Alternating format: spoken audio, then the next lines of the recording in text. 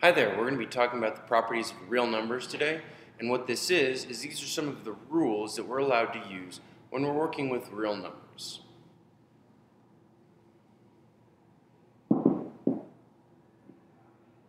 So first off, we've got what's called the commutative property, and if you've ever heard about someone talking about commuting to work, what they're talking about is they're traveling to go to work, they're moving to get to work, and our property here is very similar because what we say is the order of things can be changed when we're adding or multiplying. What this means is we can move things around if we want to whenever we're adding or we're multiplying, and we're still going to get the same result.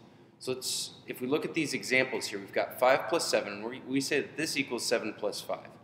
Well, let's show this. Let's prove why this works. So 5 plus 7, that's going to give us 12.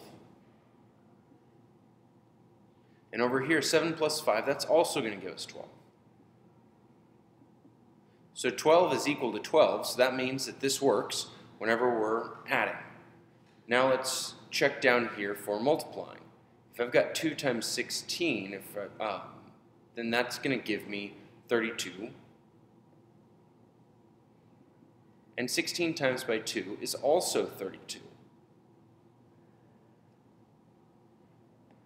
These are the same thing, so we're showing that this works for multiplying as well as addition. Now let's check something that we know isn't going to work. So let's say, for instance, subtraction. Let's check and see that subtraction doesn't work. So let's have 4 minus 7 and 7 minus 4. So here, 4 minus 7, this is the same thing as if you had $4 and you spent $7. Well, you're going to owe somebody $3, so that means that it's going to be a negative 3. And over here on the other side, we've got 7 minus 4. Well, now you've got $7 to start with, and you're spending 4 of them, and so you get $3 left over, but since you still have it, it's positive. And even though both of these are 3's, since this one's negative, these two are not the same thing. These are not equal.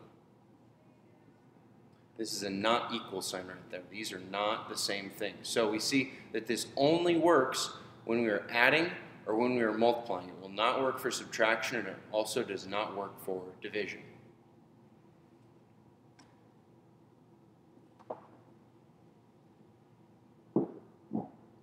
Our second property we have here is called the associative property. And it's very similar to the commutative property, but this time we've got some parentheses. So what it says is when we are grouping things with parentheses, we can change the order or change what's inside the parentheses without changing the result. But once again, this is only when we're working with multiplication or division. So this one may, let's work through this because this may not be as obvious as our commutative property. So here, remember, if we're doing our order of operations, we want to do any work inside the parentheses first.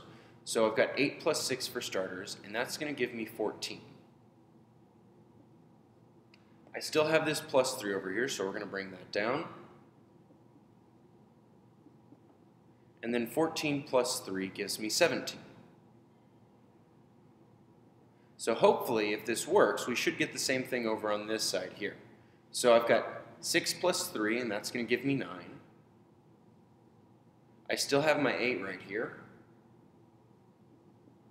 And then 8 plus 9 is also going to give me 17. So I got the same thing on both sides, which means that this works. The associative property works for addition. Now we want to check the same thing down here for multiplication. First off, once again, I want to do my work inside the parentheses first. So I've got 2 times 4. That'll give me 8, and I want to bring down my 5. And then 8 times 5 is going to give me 40.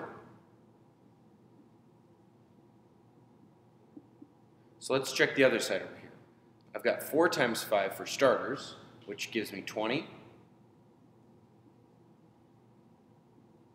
Bring down this 2 that I had in front, and then 2 times by 20 will also give me 40. So as you can see here, the associative property works for both multiplication, and addition. So we can change what things are inside our parentheses and outside of our parentheses as long as there's no subtraction or division.